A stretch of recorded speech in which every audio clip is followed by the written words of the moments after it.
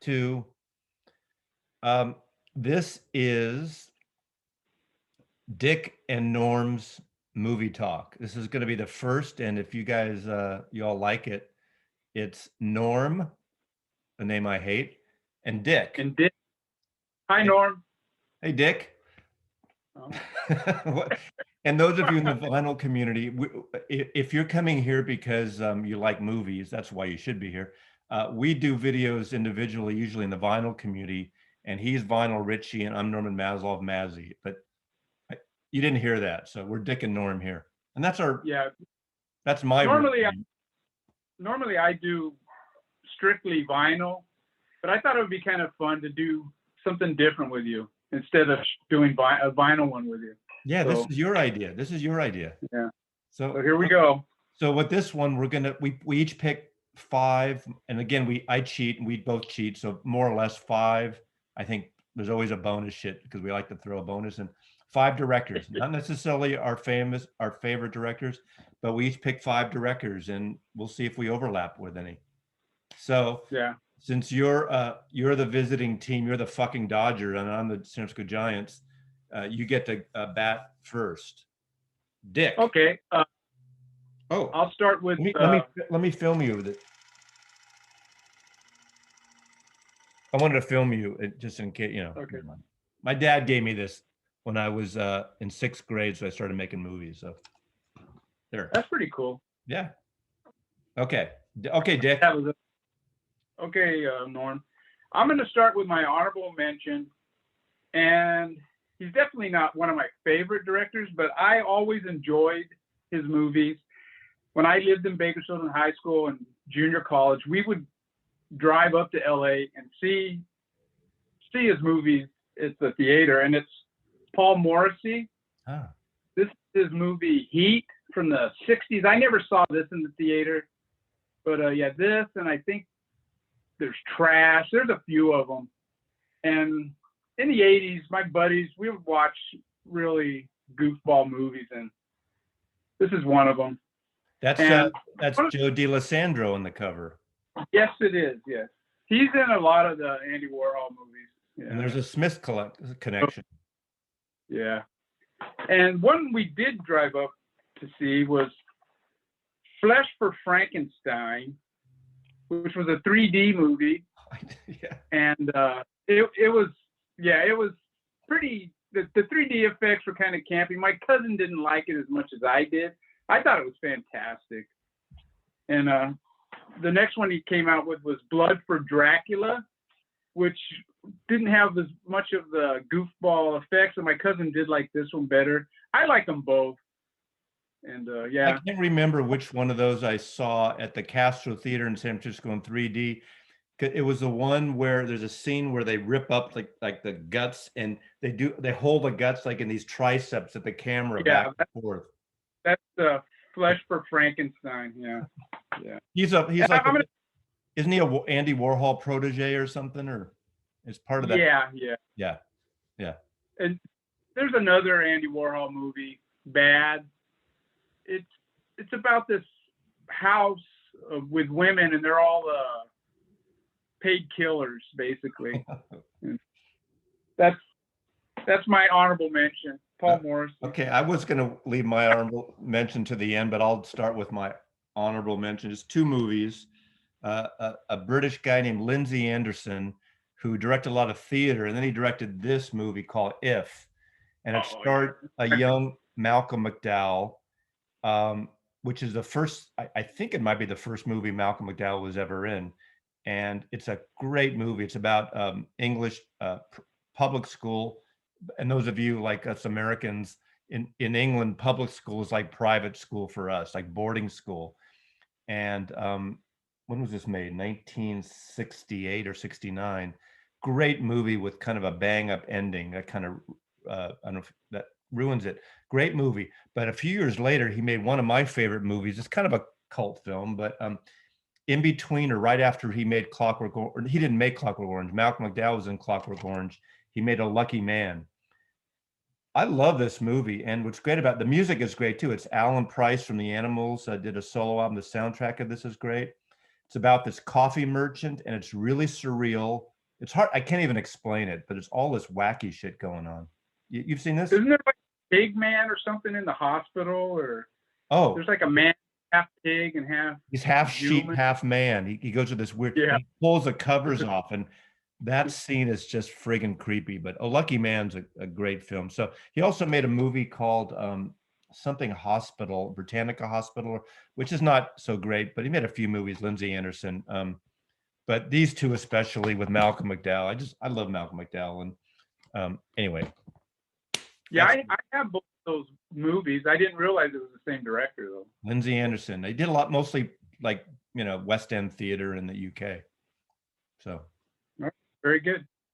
So I guess I'm up to bat again. You're a Dodger fan. Okay. And congratulations on the Dodgers this year. Yeah, it was a shortened season. Yeah, there's always going to be an asterisk by their win this year. You know how baseball is. So. Yeah, I mean, it was a tough one. The shortened season, you couldn't, no lollygagging around. Here we go. Okay, I intentionally left probably my favorite director off of this list, but out of all of these, the ones that I have left, this is probably the guy that is my favorite. And I have a few here. I believe this is his first Hollywood movie. It's Stanley Kubrick. It's The Killing. This came out in 1956. This movie, it's about a robbery at a racetrack, and the way the story is told, it isn't linear, and that kind of influenced a lot of later directors. And the next one is Kirk Douglas, Path of Glory. And the first one I ever saw by this guy in the theater was Spartacus. I was never really big on the epic. I was really never big on the epic films. This was probably my favorite of them all. This is just fantastic. I mean, I didn't know who Stanley Kubrick was at the time. This is his Hollywood film. Yeah. Yeah. This is what his first big blockbuster. He came out with Lolita and that Dr. Strangelove, but this is the next one that I saw at the theater. It's a strange movie. It's, a lot of people would call it slow, but it takes place in space, and it's kind of probably the most realistic of what it probably is actually like in space. It was the first movie that really showed it, like what it was really like. Yeah. And then my favorite of his, you mentioned it earlier, Clockwork Orange. This is one of my favorite all-time movies. It's just, I mean, the first time I saw it, I didn't quite comprehend it all. I went back, I think 2 weeks later, and I don't know, it just made perfect sense the second time. I don't know, I guess I'm kind of slow, but yeah, this is probably my favorite of his. And then I'm going to show a couple more. This is maybe his, as far as the way it looks, it's beautifully filmed, this Barry Lyndon. It starts off really great, and it kind of tails off, which some of his movies tend to do, in my opinion. You got The Shining, that's a good one all the way through. Full Metal Jacket, and last but not least, I think is a really good, his last movie, I believe. Yep. Eyes Wide Shut, with Tom Cruise and Nicole Kidman. But yeah, that's my first of the five. I'm going to go out of order then, because I also picked Stanley Kubrick, and since I'm going to go with Stanley Kubrick. And all right, a couple things. Eyes Wide Shut. It's sort of a problematic movie, but it's really interesting on repeated viewings, and it's one that actually he was like 80% finished with it, and he died. And I think both Sidney Pollack, who acts in some of it, the director, and Spielberg kind of got together and helped finish it. So yeah, it kind of moved. But going back to that, 2001 is a special movie to me because my dad took me to see it, down on Market Street in San Francisco when it came out. This is 68, and we all know that last trippy sequence with all the, psycho, almost psychedelic, like bizarre classical music and colors. 1968 in San Francisco, three fucking first rows are all hippies smoking pot. And so I was what, 14 years old or so with my dad in a theater with all this pot smoke. And I had never experienced that because I wasn't smoking pot in 68. But uh, I love this film. I totally get why people think it's slow, but I think it's one of the best films ever made. And it's just great. You Hey, did, Norm, pardon me? Yeah, Dick. do you do you know what that last scene is all about, or is it still a mystery at all? I actually studied a bunch of film in college, San Francisco State, and I read about. Everyone talks this whole thing about returning into embryo and the whole thing, and I almost wish they didn't make. Was it 2010? That kind of sequel. Yeah, I didn't. Yeah, it wasn't great, and it wasn't Kubrick, and it was just something is about to happen or whatever the ongoing thing. Who knows? And to me, who cares? I like this. Yeah. There's a thing I've said about movies. There's that period from like 68 to 72, mostly American cinema, but we had these really nebulous endings where things just stopped and were either depressing. It's like the end of Easy Rider when the motorcycle blows up, or the end of there's a movie called Joe. Ever see Joe with Peter Boyle?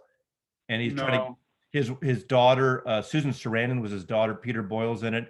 He's this redneck guy, and he's always like redneck stuff. And his hippie daughter kind of hangs out with the wrong crowd. And at the end, he goes in to this house and try to save her and stuff. And of course, he shoots, and his daughter's right there, and that's the freeze frame end of the movie.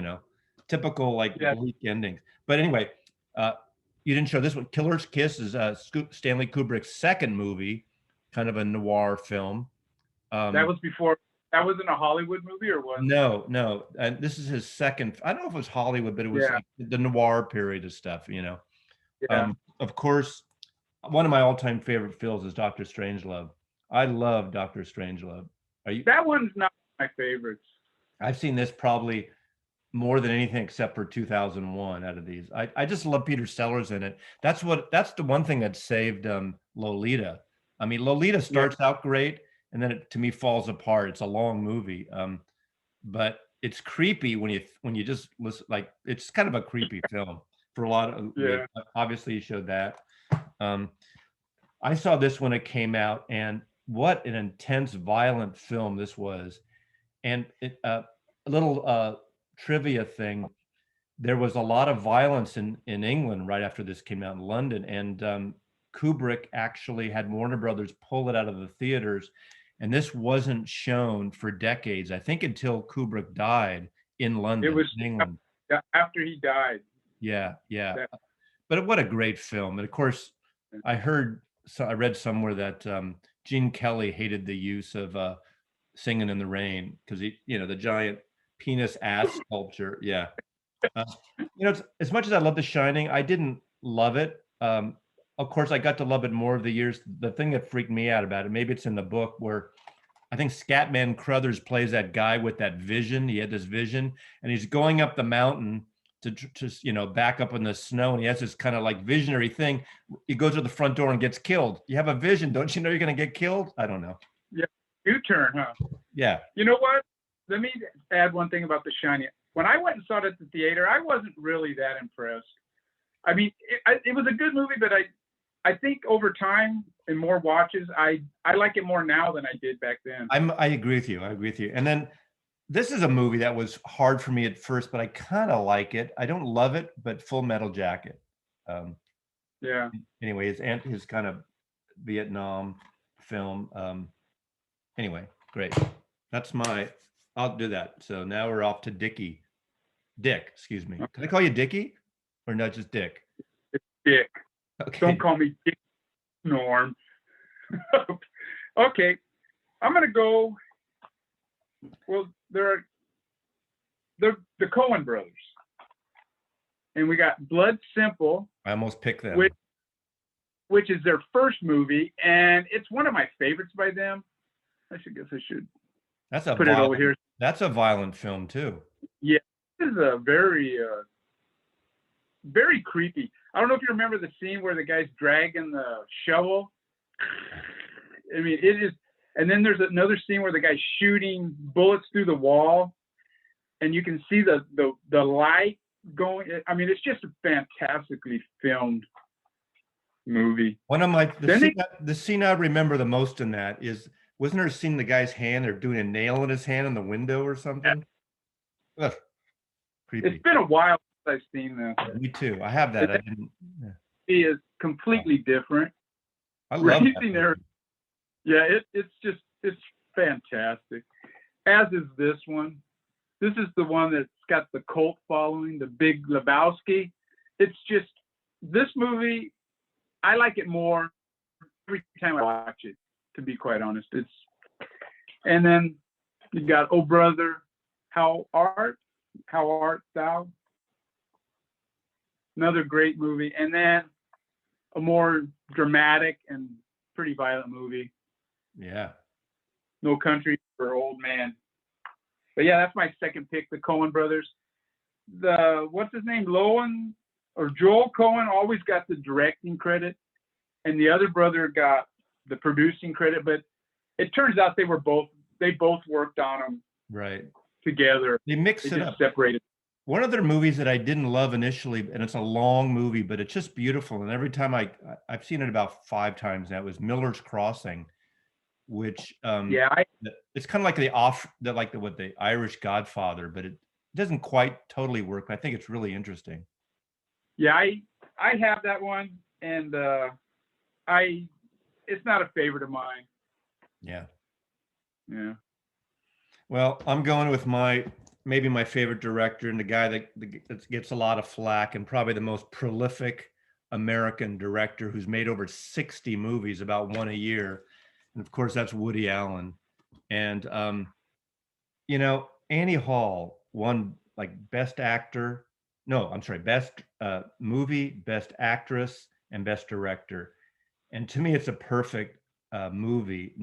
One of the few comedies that ever won best. It's such a great record. Not record. I'm used to saying records around here. Movie. I love it. And he co-wrote this with Marshall Brickman. So, we all know Woody Allen auteur writes, directs the earlier funnier stuff, the later serious, and a mix. But he does one a year. So I've always said this. Look, people who like to dump on Woody now for a lot of reasons that I'm not going to get into, because I think he's got screwed personally. But maybe made some bad choices, but nothing really fucked up.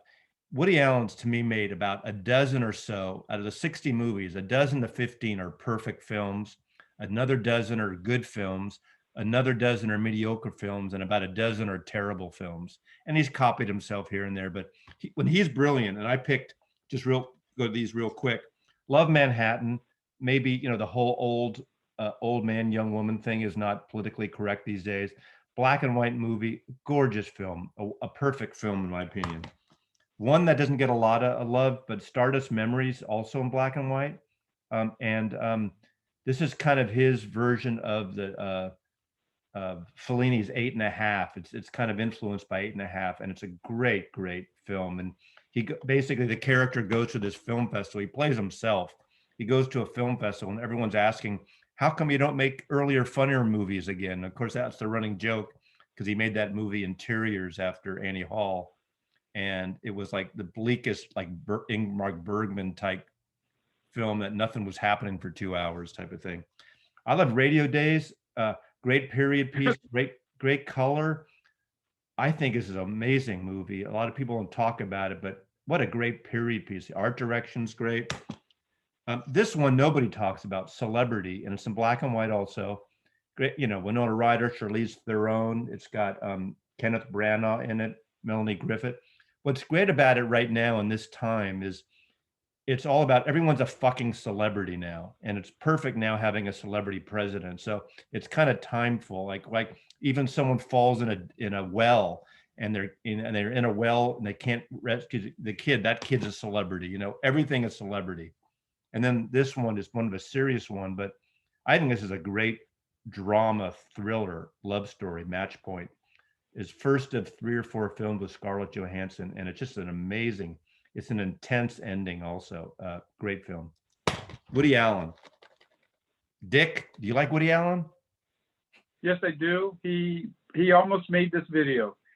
For me, Woody Allen, there's like maybe 4 periods. There's the early goofball ones, which are great. Then the Diane Keaton, and then the Mia Farrow, and then after that, I haven't seen too many of them. Yeah. To be quite honest, but just the other night we watched Broadway Danny Rose, and we watched Crimes and Misdemeanors. They're great. Like two nights ago. And Hannah and Her Sisters is great. Yeah. What I like about Woody Allen, see, I'm not really necessarily a big action movie fan. My wife is more than I am, so we do go see those kind of movies. But Woody Allen is more of a character-driven dialogue, and that's what I like about his movies. And he is, whatever you want to say about it, he writes some of the best scenes for women, and a lot of his movies, it's amazing. I mean, Diane Diane Keaton, and in Blue Jasmine, who was in Blue Jasmine? The Australian actor. I haven't seen any of those newer ones. That's the one who's back in San Francisco, Blue Jasmine. The Australian actress. I talk about, anyway, all three of them have won Oscars. So he writes great things for women. Kate Blanchett. Yeah. Okay. Dick. So. Hey, Dick. Because of what you just said about writes good movies for women, I'm going to change the order. Okay. And I'm going to show, I think maybe the director that writes, he's similar to Woody Allen. It's a character-driven movies. And most of his movies, the main characters are all women. And it's Pedro Almodóvar or whatever. Yep. And women on the verge of a nervous breakdown. I saw this at the theater. I didn't really know who he was, and I thought it was pretty funny. It's a very young Antonio Banderas in it. He looks like a nerd in this. And that was my very first movie of his. And then his next one, I really loved. It's Tie Me Up, Tie Me Down. And it got an NC-17 rating. So it didn't get really widespread. I mean, they're all Spanish language. So, I mean, you got a limited audience in the U.S. But this is a really good movie. Antonio Banderas, again, he's a mental patient. I think he escapes from the hospital, and he has this pretty weird relationship. Is Penelope? But maybe Go ahead. Is Penelope Cruz in some of his movies? She's in this one. This is maybe my favorite of his. All About My Mother. Penelope Cruz is a pregnant nun in this one. This is a great movie. All the main characters are all women. And this one here, it's a man, but it's a transsexual. But yeah, this is a fantastic movie. Bad Education came out. That's another one that gets good reviews. I don't like it as much as All About Women. And then my other favorite of his is Voltaire with Penelope Cruz.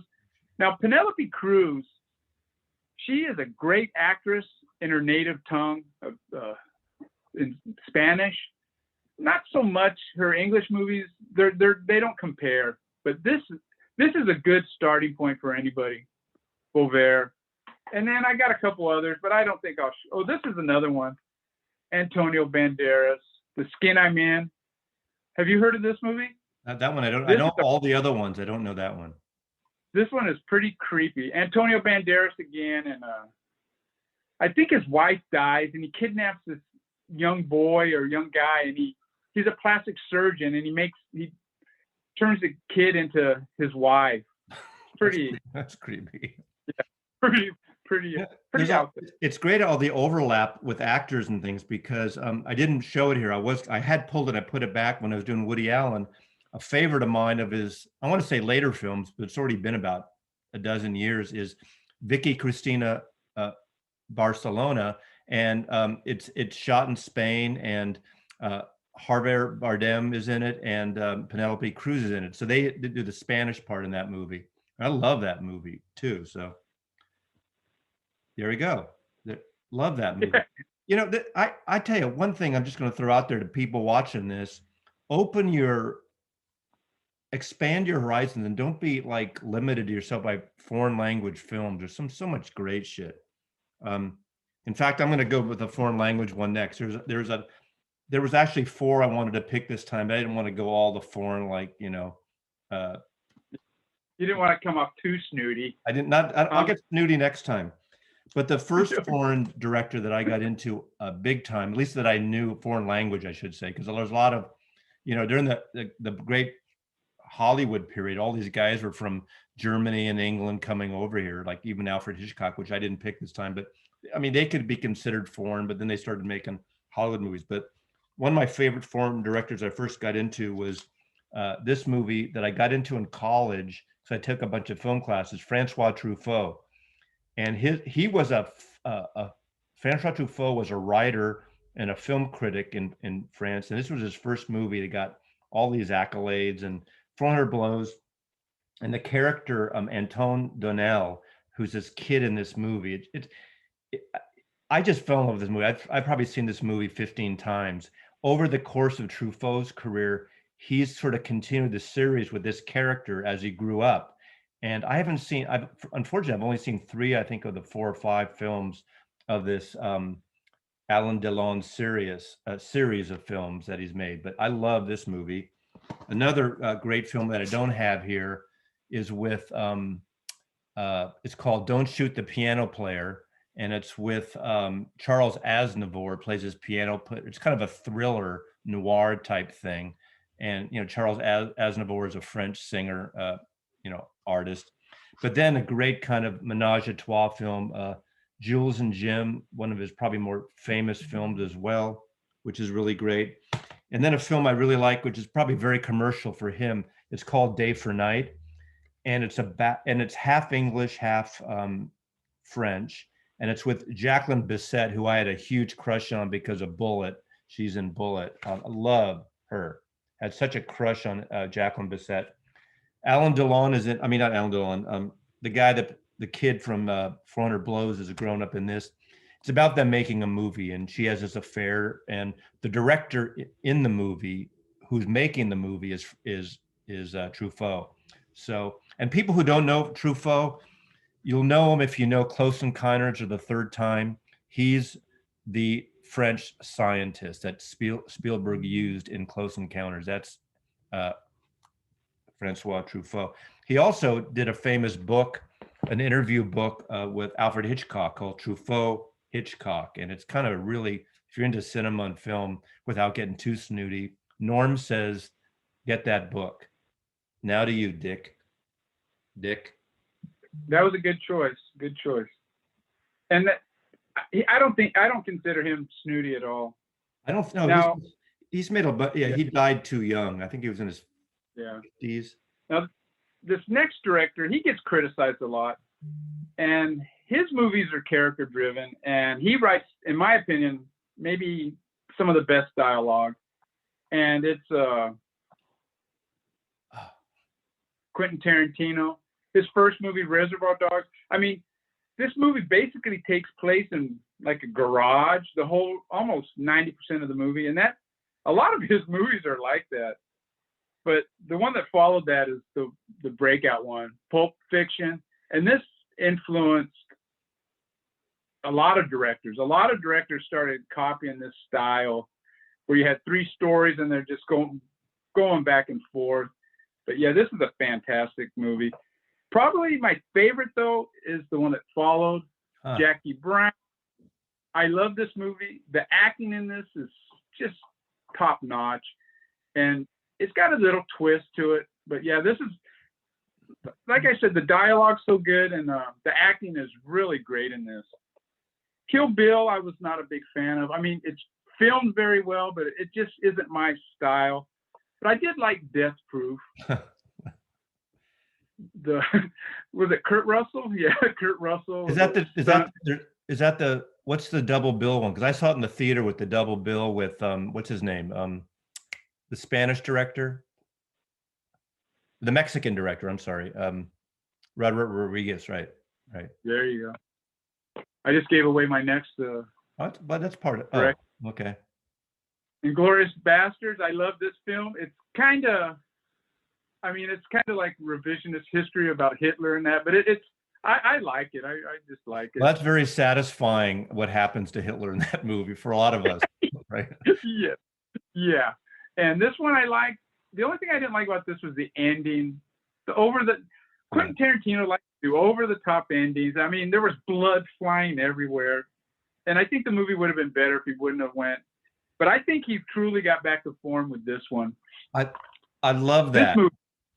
This movie is, Brad Pitt in this movie is so cool. Leonardo DiCaprio is, I mean, the acting all the way through is really cool, but I just really like Brad Pitt's character, man. And I think Brad Pitt is the really star of that movie as much as Capra. He really held that together, and I love that. That's one of the last movies, or I haven't in years.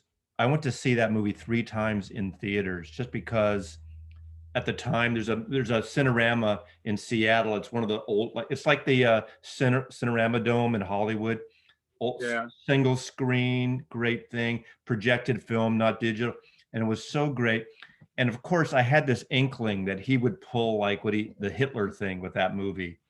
Which I want to wreck it, but it's a great film. A little slow in a couple parts, but amazing film. I would say I feel different with you because you're a little fucked up here and you're wrong, but I think Kill Bill is a fucking great movie, especially Kill Bill 1. So Dick, you're wrong. Is Kill Bill 1 the one that's kind of like almost like a spaghetti western type, the way it's filmed? Yeah, I mean, that's the one with that big scene in the restaurant and all that. Yeah, I know that, but I remember there's scenes of it, and it looks almost like a spaghetti western, if I remember. It's been a while since I've seen it. You're wrong. It's probably my least favorite of his films. You're wrong. I'm hosting this. I mean, this is not a. I mean, you're wrong, Dick. Yeah, I'm wrong. Ask my wife. I'm always wrong. You know. I don't know if this bullshit about Tarantino saying he's only going to make 10 films and retire. I think that means 1 more movie or 2 more. I can't remember now. Yeah, this was 9. But then, yeah. But that doesn't mean he's going to retire. He's going to stop making movies. But that doesn't mean he can't make things for Netflix or Amazon Prime or series. You know, there's always an out. You think that sounds weird. He can cheat like we cheat. Okay. Yeah, okay.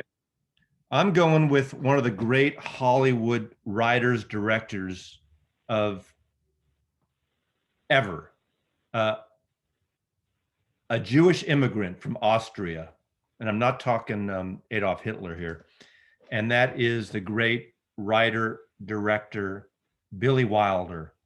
And Billy Wilder made this great film, Double Indemnity, with My Three Sons star, Fred McMurray, Barbara Stanwyck, Edward G. Robinson. This is a great film about, love triangle or lovers, killing her husband, and then you can imagine where that goes. Amazingly written, beautifully photographed, Billy Wilder. Another great Billy Wilder, Lost Weekend, Ray Milland, one of the great, I want to say druggy, but he's basically a fucking huge alcoholic, and it's just a spiral down. Ray Milland, who's in a great film, Robbie, you and I, for our generation, remember when we were kids, Man with the X-Ray Eyes? Yeah. His B movie, but great movie, Ray Milland and Jane Wyman. God, love this. Yeah. But this is a hard movie to watch. It's kind of like that movie with Jack Lemmon, the alcoholic version, but that's not this one. Another great movie, Sunset Boulevard, he made, but the thing is, he wrote and directed these movies. William Holden, Gloria Swanson, incredible movie about Hollywood, depressing movie too.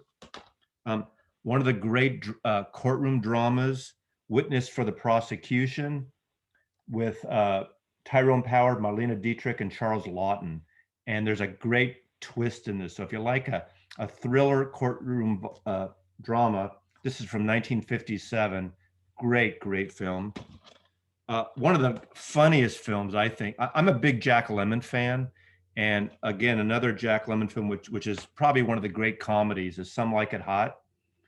Uh, Marilyn Monroe, Tony Curtis, and Jack Lemmon, and the premise is Jack Lemmon and Tony Curtis are being gone after by the mob because they witness an assassination.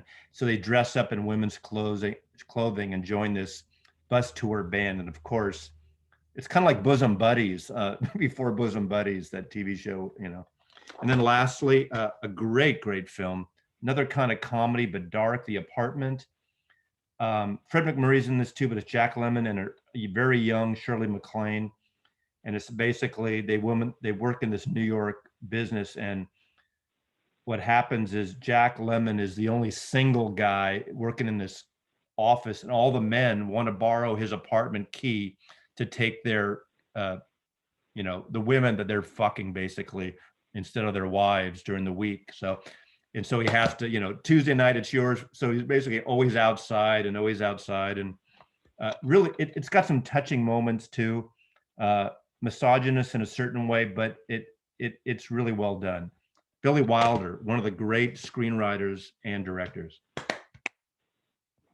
I would have to agree. I like Billy Wilder. I haven't seen all of those, but I remember I saw The Apartment at the theater when it came out.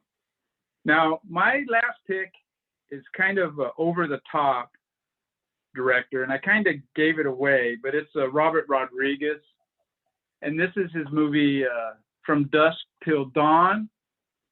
Now, out of all these directors I'm showing, I would say Robert Rodriguez is the least consistent.